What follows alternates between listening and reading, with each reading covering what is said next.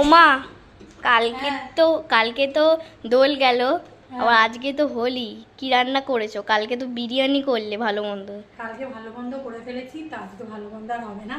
আজকে হালকা ফুলকাই রান্না করেছি, কালকে রিচ মশলা অনেক খাওয়া হয়ে গেছে। তো আজকে কি রান্না করেছি দেখ, তো দেখাই। তো প্রথমে দেখাই যে ভাত করেছি,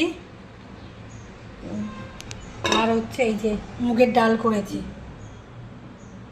মুগের ডাল। আর এই যে সাদা আলু পোস্ত করেছি। দাদা খেতে চেয়েছিল। হ্যাঁ, বললো একটু সাদা আলু পোস্ত করো, সাদা আলুর পোস্ত করেছি। আর হচ্ছে উচ্ছে ভাজা,